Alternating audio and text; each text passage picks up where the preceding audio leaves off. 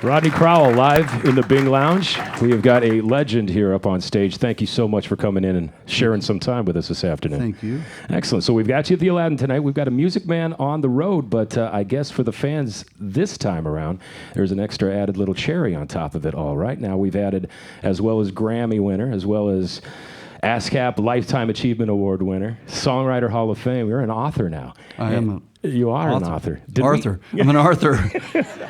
What is it? You know, I don't. 2 weeks ago, I didn't know how to spell it. Now I are one. Now you are one. Did we know this book was going to be coming out the way that it ended up? I mean, a memoir. We talk about your achievements in music. We know you that way, and now we get to learn you a different way. Did you know that this was going to end up like this? Yes, I did. I knew the end. I did. It's, you know, people have asked me. The book starts dark because my mother and father were son and daughter of sharecrop farmers, and they had 7th, 8th grade education, and domestic violence was a big part of it was how they grew up. And you know, you're conditioned by your childhood. Both my mother and father grew up in violent homes, so in their youth, they carried on the tradition, and I was born. I joked to them both that I should have been born with a striped shirt and a whistle because I was an only child and a referee, I thought. But I knew the ending, and I knew that if I told the truth about what happened, you know, just how dark and crazy it was with my parents, it wouldn't be self-serving, and I wouldn't be manipulating the audience to feel sorry for me, because if I do my job with the book, which I think I did, is by the time you reach the end of the story, you should be in love with my parents as much as I am, because I adore them. They've passed on, but my love for them has not diminished one bit.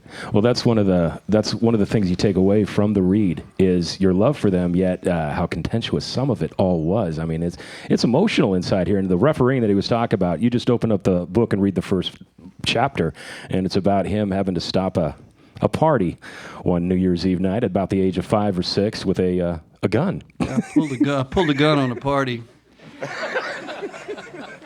I had no intention to use it, and I didn't know it was loaded.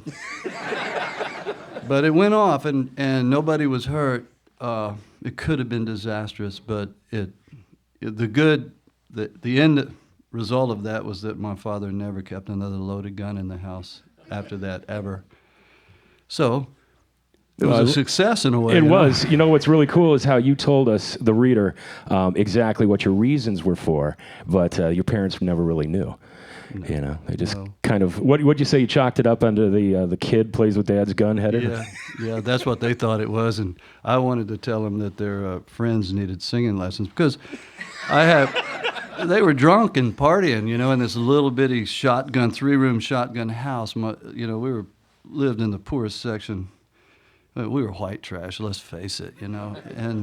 But you know, the thing about it, we were white trash, but my mother and father were very smart and very creative, and developed into really fully realized human beings. But they started out with bad directions and got lost, and it took them a while to work out the kinks in their style. Let's put it that way.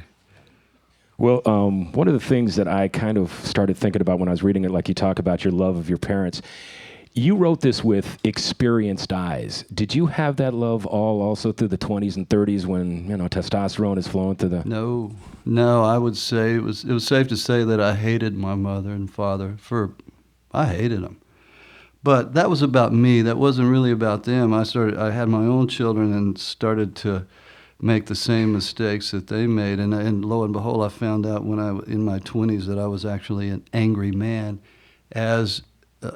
equal to my father, and I had that same kind of conditioning in a violent home that I grew up in. You know, I put my fists through walls, tried to put them through car windows, and self-destructive behavior. And over the course of becoming a parent and trying to figure out, getting some help and figuring out how to deal with my own anger, I found forgiveness.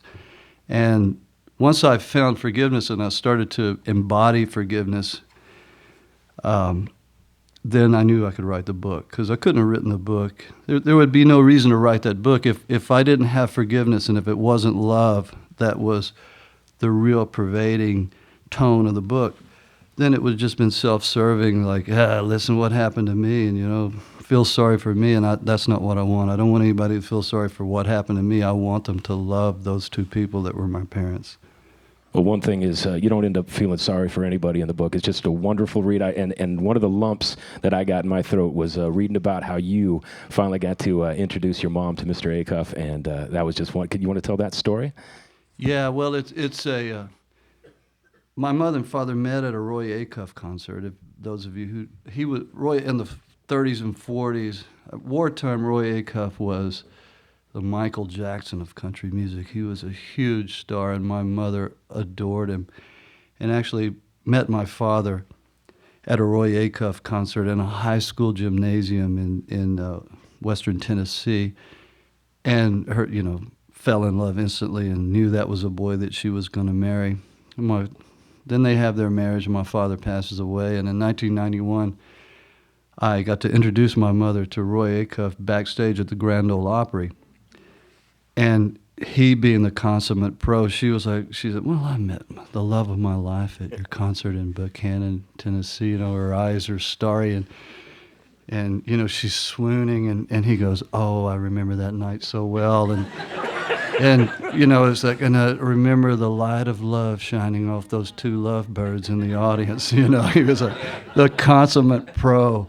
He sold it, that girl. And my mother walked out of there, an 18-year-old girl again, and I said, that's when I knew I was going to write the book.